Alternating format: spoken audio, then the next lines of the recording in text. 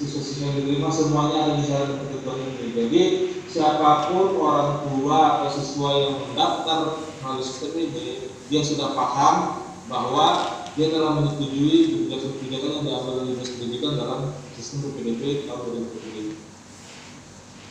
Kemudian ketika terdaftar nanti sistem akan mengirimkan email verifikasi ke email yang diinputkan tadi. Kalau misalnya emailnya belum dikirim, ini kan ada waktu kirim ulang ini, nanti bisa dikirim ulang, nanti sistem akan kirimkan ulang lagi verifikasinya. Kita cek emailnya, nanti akan masuk seperti ini, ada subjeknya dari PPDB Kalbar dengan subjeknya itu verifikasi pendaftaran untuk NISN-nya. Nanti tinggal diklik. Di dalamnya ada informasi untuk link untuk aktivasi akunnya. Jadi di situ tinggal diklik aja, nanti link yang panjang ini tinggal diklik aja.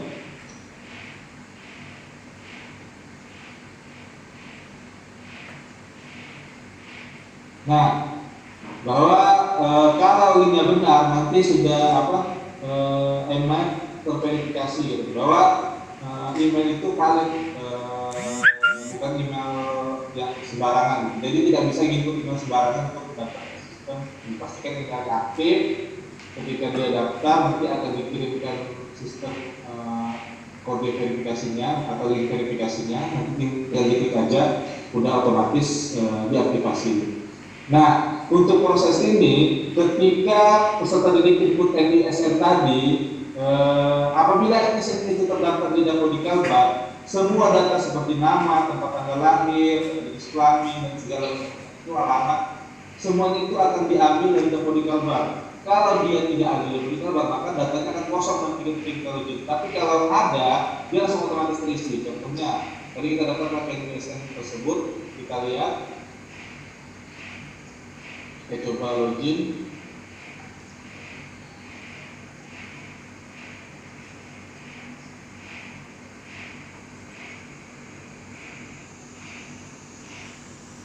Nah, lihat. Tadi kita pas registrasi cuma masukkan NISN, email, sama password. Tapi kita lihat datanya ini lengkap semuanya sudah ada. Sudah ada NISN-nya, NIK-nya sudah ada, namanya sudah ada, tempat tanggalnya sudah ada. Ini umurnya 7 tahun buat sampel aja ya. Bukan berarti dia bisa daftar nanti, karena nanti pas proses registrasi nanti ada dicek umurnya. Terus ada nomor kakaknya, jenjang yang dipilihnya adalah SMA. Nah ini kalau misalnya data di Dapodik Kalbarnya ada, dia otomatis terisi. Tapi kalau tidak ada, dia akan kosong di semuanya. Dia harus diinput manual. Nah, kalau diinput manual nanti status ininya ini tidak centang, nanti tanda tanya. Nah, tanda tanya ini nanti yang akan mempersulit ketika proses pendaftaran di sini. Nah, untuk itu apabila siswa merasa NISN-nya belum valid atau berverifikasi di Dapodik Kalbar, harap menghubungi sekolah CP-nya untuk sinkron data ke Dapodik Kalbar, atau nanti bisa menggunakan fitur bantuan untuk koordinasi lebih lanjut. Kemudian kita coba cek untuk data alamatnya. Jadi tidak semuanya, karena di Dapodik itu ada yang alamatnya kosong, ada yang alamatnya lengkap sampai koordinatnya ada, kabupaten kecamatannya ada, RT RW-nya ada, tapi ada juga beberapa data yang RT RW-nya kosong. Gitu. Jadi tinggal lengkapin data ini kan, misalnya koordinatnya ada tapi kelurahan desanya ini kosong nih, tinggal dilengkapi saja untuk data yang kosong tersebut. Nah, untuk memindahkan titik lokasinya, pertanyaan digeser kayak aplikasi ojek online, kita geser saja. Nah, yang belum ada juga dilengkapi, kemudian di save. Oke, sudah ada. Kemudian untuk prestasi, nah seperti ini. Ini artinya data rapornya di Dapodik itu masih kosong. Jadi tidak nampil di nilai ini. Dia otomatis dia harus input manual. Tapi kalau data di Dapodik Kalbar ada, nanti itu sudah otomatis terisi. Sudah otomatis nilai bahasa Indonesia semester 1-nya berapa, nilai rapornya bahasa Indonesia semester 2-nya berapa, semuanya ada. Jadi selama data di Dapodik berada, kita akan langsung provide ke sini. Tapi nanti pas proses pendaftaran, berkas-berkas pendukung harus diupload. Contohnya foto KTP, KK, terus rapor. Nah, yang sertifikat pendukung itu nanti akan diupload pas proses pendaftaran. Nah, contohnya begini. Nah, ini untuk kalau dia punya keterampilan ya, misalnya pernah juara, nanti ada kategori-kategori itu, apakah internasional atau berapa, nanti tinggal dimasukkan, dipilih misalnya juara 1, kegiatannya apa, tahun berapa, nanti dilampirkan dokumennya. Kemudian contohnya kelupaan untuk memilih lampiran dokumen, nanti dia tinggal submit. Nah, nanti akan dihitung bobotnya berapa, total poinnya berapa, nanti itu akan diurutkan untuk yang prestasi-prestasinya. Kemudian untuk pengukuran jarak itu sebagaimana yang dijelaskan oleh Pak Asyadi, kita punya 2 metode radius sama rute. Defaultnya adalah rute pakai jalan semuanya, kecuali beberapa sekolah yang misalnya untuk mengakses sekolah tersebut seperti di Sambas itu pakai perahu misalnya. Jadi rumahnya itu di seberang sungai, tapi biasanya anak-anak sekolah itu pakai perahu, tidak melalui jalan daratnya. Kalau begitu pakai rute, itu kan akan muter jauh mencari jembatan dulu, sehingga jaraknya semakin jauh, padahal sebenarnya dia tinggal nyebrang pakai perahu. Nah, itu akan diukur pakai radius. Tapi kalau misalnya sekolah-sekolah lainnya yang tidak dikategorikan khusus tersebut akan digunakan rute. Ini secara default sistem akan menampilkan saran 3 sekolah terdekat secara radius. Masih berukur jaraknya nih, masih cuma saran aja. Kalau mau daftar yang paling dekat itu secara radiusnya, walaupun belum tentu secara jarak itu yang paling dekat, tapi sistem ini menyarankan berdasarkan radius dulu. Ini radiusnya yang paling terdekat itu dari alamat yang tadi ya, itu adalah SMA 4, SMA 2, dan SMA 5. Bagaimana kita tahu atau yakin lebih pasti jarak sebenarnya? Jika kita klik ukur jarak. Nanti sistem akan hitung. Nah, inilah dipilihkan jaraknya, bahwa jarak secara rutenya tadi adalah 4,8 km. Kita lihat dia lewat mana saja jalan itu sudah dilihat. Kalau masih tidak percaya, misalnya tidak percaya, ini ada jalan lain yang lebih dekat daripada ini, harusnya tidak 4,8, harusnya bisa lebih rendah. Tinggal cek aja di Google Maps, apakah ada jalur lain yang lebih dekat dari yang disarankan oleh sistem. Contoh, untuk ke SMA 4 ini saya coba verifikasi ulang melalui aplikasi Google Maps. Saya cek, kita lihat.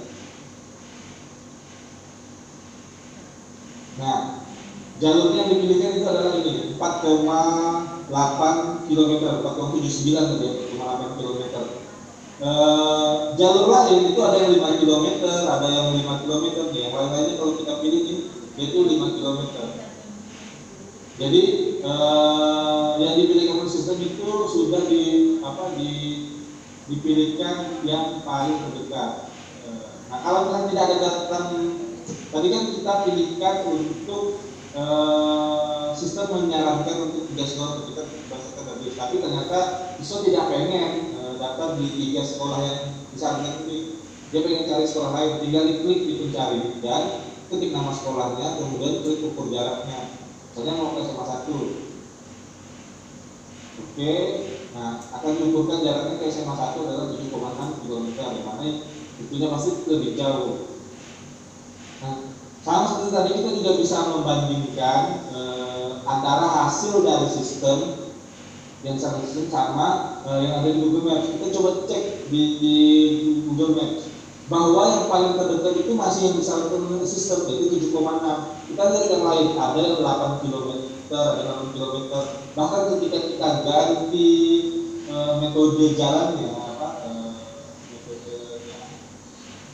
itu tetap yang paling dekat adalah yang disarankan oleh sistem. Jadi kita ganti jadi driving. Nah, kita ganti jadi driving. Nah, ini malah lebih jauh, ada yang 9 km, 9 km gitu. Jadi yang disarankan sistem ini sudah diusahakan untuk yang paling terdekat. Nah, kalau seperti ini berarti siswa sudah menggunakan 2 kali pengukuran jarak, yaitu yang pertama untuk ke SMA 4, yang kedua untuk ke SMA 1. Nah, siswa punya 5 kali jatah untuk melakukan pengukuran jarak, atau 5 kali kuota untuk mengukur jarak. Jadi dia tinggal 3 lagi. Nanti kalau sudah tidak bisa lagi, kita sediakan 5 per siswa, sementara untuk pendaftarannya itu maksimal 3 sekolah. Jadi 2 itu untuk backup. Kira-kira mana sih peluang yang lebih besar diterima secara ke masyarakatnya macam mana ini? Dikasih 5, antara radius dengan siapa yang tak ngomong, kita tak ada di sekolah. Ya, secara rute. Kemudian untuk pendaftarannya memang belum ada, kita belum diutus yang valid, baru bisa baru bisa ditampilkan untuk proses pendaftarannya. Jelas di proses pendaftaran nanti mereka pilih sekolah, mereka diukur tuh jaraknya tuh 5 sekolah tadi, atau mereka cuma mengukur 3 aja, jadi tidak perlu sampai 5, itu 5 itu maksimal ya. Nah, atau dia cuma 1 ukur 1 sekolah aja, dia yakin bisa diterima di 1 sekolah itu saja, ya tidak apa-apa, karena 5 itu maksimal, kita harus untuk 5 ini. Nah, nanti di proses pendaftaran mereka cukup pilih sekolahnya, baru upload berkas-berkasnya, kemudian diverifikasi oleh operator sekolah. Nah, yang ini akan saya coba tampilkan untuk operator sekolahnya. Misalnya operator sekolah SMA 3 Singkawang, dengan akunnya nanti diberikan oleh Pak Syadi, nanti setiap operator dapat akun, nanti mereka bisa kita mengelola data-datanya sendiri. Contohnya nih.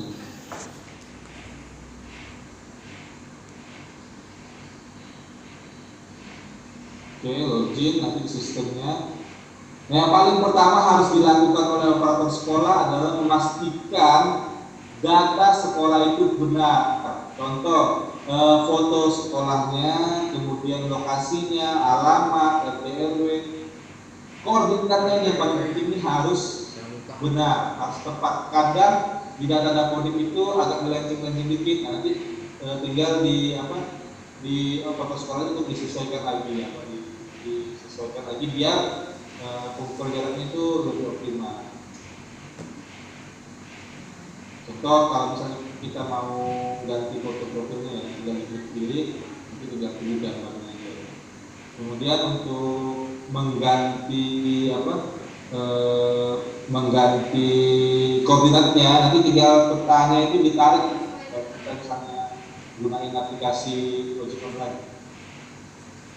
Itu untuk update, tinggal di situs sudah di-update. Kalau ganti lokasinya itu, dan ini agak melenceng dikit nih, tinggal geser aja, tarik, geserkan, sesuaikan, baru di submit lah. Nanti dia sudah menyesuaikan datanya. Oke. Nah, kemudian untuk operator, operator di sini nanti ada operator utama sama operator lainnya. Operator utama dia bisa menambahkan akun operator lainnya. Misalnya di sekolah itu si A ditunjuk sebagai operator utamanya, nanti si A bisa menambahkan B, C, D, E di sekolah untuk membantu operator sekolah tersebut. Jadi ada operator utama, ada operator biasa. Operator biasa ini bedanya hanya operator utama bisa menambahkan operator lainnya. Jadi yang dikasih nanti dari Pak Syadi ke sekolah cuma 1 akun. Nanti 1 akun inilah yang membutuhkan akun lagi. Karena sebaiknya setiap orang yang login di dalam sistem itu pakai akunnya sendiri, jangan pakai akun yang sama-sama. Misalnya SMA 1 cuma punya 1 akun, itu pakai oleh 10 orang. Itu repot kalau misalnya terjadi kesalahan dalam verifikasi atau apa, itu tidak ada macam itu siapa yang akan verifikasinya. Makanya sebaiknya 1 operator 1 akun. Nanti kalau banyak bisa dicari. Terus jurusan ini sebenarnya untuk SMK. Kalau SMA itu IPA IPS itu udah default sistem, jadi tinggal dilihat aja nanti jumlah rombelnya aja nanti yang paling bisa diisi sama operator sekolahnya. Nanti itu ada di kuota. Nah kuota ini nanti operator sekolah menginformasikan daya tampungnya. Misal tadi di sini IPA itu ada 3 rombel, kuotanya berarti satu kelas misalnya 36 kali 3 misalnya. Nanti itu misalnya kuotanya 100, katakanlah seperti itu. Kemudian ada yang tidak naik kelas itu 3 orang, jadi itu ditulis itu 3 orang naik kelas. Kemudian yang ini AG ini sebenarnya ini dibuat sebelum ada juknis baru. Juknis baru ini AG tidak ada, nanti AG ini dihilangkan langsung ke 3T, misalnya 3T itu nanti daya tampungnya misalnya untuk IPA itu 96 orang, untuk IPS itu 68 orang, nanti akan dihitungkan tuh berdasarkan pagunya berapa daya tampung dari sekolah tersebut sesuai dengan kriteria zona. Contohnya ini afirmasi 15% berarti 25 orang, prestasi tadi berapa persen berapa orang, nanti otomatis sistem akan menghitungkan simulasi paginya berapa. Nah kemudian ada jonasi ini ada jonasi 1 ada jonasinya biasanya 1, 2 atau 3. Kemudian ada kecamatan-kecamatannya. Ini artinya bahwa karena ini kebetulan sama semua, satu semua, artinya ketika mereka melakukan pendaftaran dengan jonasi, yang diutamakan terlebih dahulu adalah jonasi dengan level terendah. Contohnya ini jonasi 1. Nanti kalau misalnya di sini ada ditambah ke jonasi level 2, misalnya di sini adalah Bengkayang gitu ya. Berarti yang dari Bengkayang kalau mau daftar dia harus menunggu yang daftar dari jonasi 1 ini selesai. Artinya kalau misalnya dari jonasi 1 kuotanya sudah masih ada sisa, baru yang jonasi 2 itu bisa daftar. Walaupun secara jarak dia lebih dekat. Jonasi itu kan sebenarnya kan diukur berdasarkan jarak terdekat ke sekolah. Misal yang tinggal di Singkawang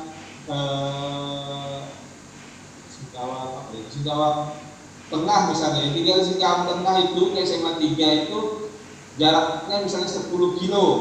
Tapi yang di Bengkayang misalnya mau ke katakanlah ke situ itu 7 kilo, lebih dekat. Tapi secara jonasi dia kalah karena jonasi level itu level 2. Jadi yang didahulukan adalah jonasi level 1 dulu. Menurutkan persyaratan jarak baru kemudian jonasi 2 untuk perhitungan. Jadi nanti jangan heran kalau misalnya jarak saya lebih dekat loh ke sekolah itu, kenapa saya tidak diterima? Yang itu jaraknya lebih jauh, tetapi kenapa diterima? Nah, itu tinggal dilihat apakah jonasi level itu sama atau beda. Nah, beberapa sekolah, terutama yang di kota Singkawang, semua jonasinya rata-rata itu jonasi levelnya 1 semua. Jadi kayak di Pontianak itu Bubur Raya juga levelnya 1, jadi benar-benar bersaing secara jarak. Dan itu tergantung kebijakan. Jadi bisa diganti oleh yang bisa ganti jonasi 1, 2 ini admin, yaitu dinas pendidikan. Jadi operator sekolah tidak bisa ganti, cuma bisa lihat aja. Jadi cuma buat konfirmasi, validasi kalau kita ngecek kenapa yang ini diprioritaskan kenapa tidak, nanti dia bisa lihat aja, cuma bisa lihat. Operator sekolah hanya bisa lihat, yang bisa ganti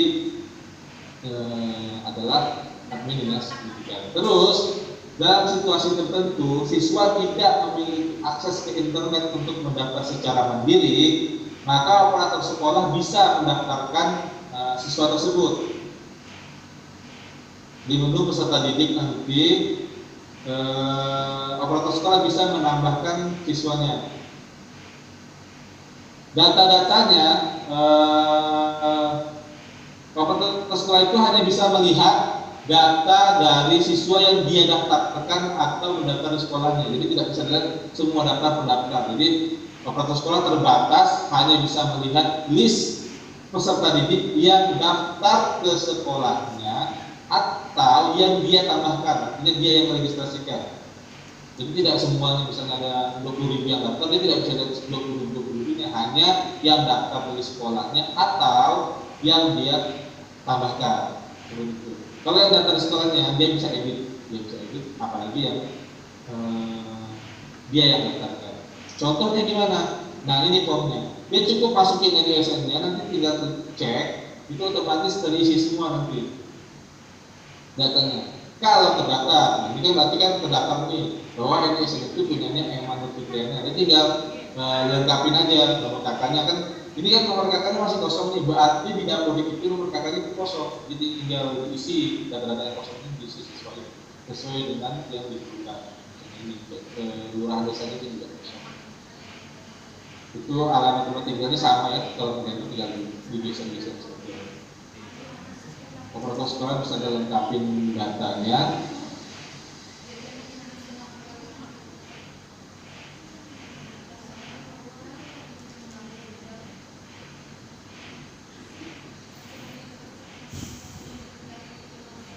Nah, email, kalau misalnya siswa tersebut tidak punya email, jadikan aja NSN-nya sebagai email, jadi nsn@email.com itu saja tidak apa-apa, karena dia tidak perlu verifikasi emailnya, yang mendaftarkan adalah operator sekolah. Jadi seperti itu. Kita buat